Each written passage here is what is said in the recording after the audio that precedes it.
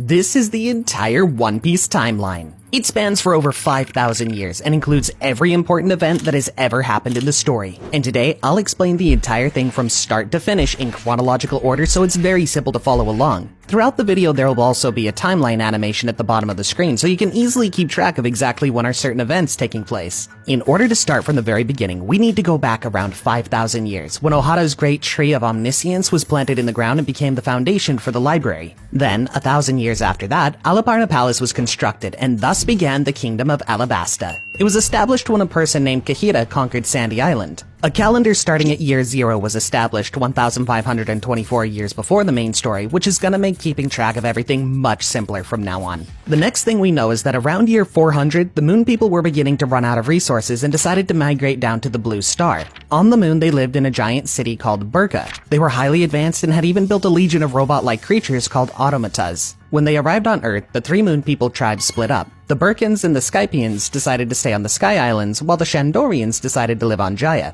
Then around the year 500, a huge elephant named Zunesha was born somewhere in the New World. This was also around the same time the Long Arm tribe and the Long Leg tribe started their war against each other for God knows what reason. In the year 600, the Dressrosa Palace was built. The country was established and governed by the Don Quixote family that lived on Dressrosa Island at the time. King Don Quixote was soon visited by a traveling band of dwarves called Tontadas, who left their homeland behind in order to search for resources and shelter. By pretending to care and offering to help, the king enslaved the Tontada tribe for centuries and forced them to build Dressrosa into a prosperous city. Although not confirmed, the ancient kingdom was most likely established around the same time, with several nations of the world coming together to share their technological advancements. The people of this kingdom had access to the 3 ancient weapons, which are rumored to have godly powers. Another thing that most likely happened before the Void Century began was the creation of devil fruits. As Vegapunk explained, they were brought into existence by people's unfulfilled wishes and desires for the future. The One Piece world also established a global currency at the time called berry. After berries became a thing, the era of slaves began. The slaves and the oppressed came to idolize and pray to the sun god who they believed would come to liberate them from their oppressors. Somewhere around this time, a person called Joy Boy, who wore a straw hat, set out to sea and became the first pirate. At some point, he also ate the devil fruit called the Hito Hito no Mi, model Nika. During his travels, Joy Boy befriended Zunesha and the Iron Giant, Emmet.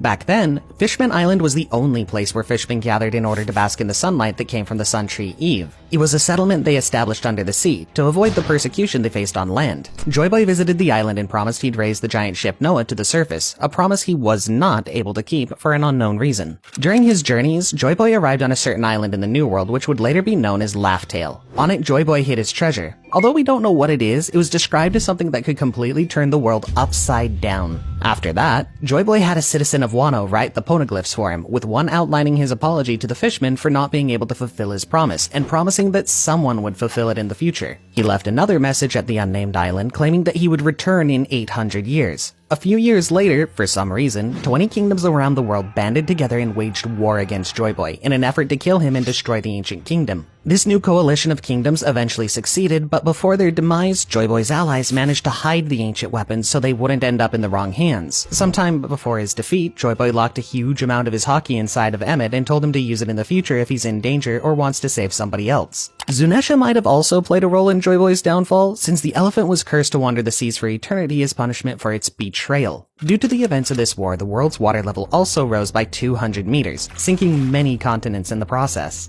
After achieving their goal, the 20 kings wiped out the Lunarians that lived in the god country of Lunaria on top of the Red Line and moved with their families there. There, they established their capital city, Marijoa, and became known as the World Nobles, or the Celestial Dragons. However, one of those nobles decided that living on top of the world and acting as a god wasn't really her thing, so she decided to stay back on the mainland instead. That person was Nefertari di Lily, the princess of Alabasta Kingdom who defected from the 20 Kingdoms coalition and became responsible for spreading poneglyphs detailing the real history of the world around the sea. After this, she mysteriously vanished at sea and never returned to Alabasta. She's also the first ever person to have the moniker of D. Any documents that mentioned her were immediately destroyed and her younger brother became the new king. Following these events, the coalition of 20 kingdoms rebranded as the world government and started erasing from history everything that's happened in the last 100 years, including Joy Boy, Will of D, the ancient kingdom, and the ancient weapons. This erased part of history became known as the Void Century, and any research into it was considered one of the worst crimes possible, punishable by death. Since the Don Quixote royal family left Dressrosa to live on the Red Line, the Riku family took over and fostered a healthy, sincere relationship with the Tontada tribe.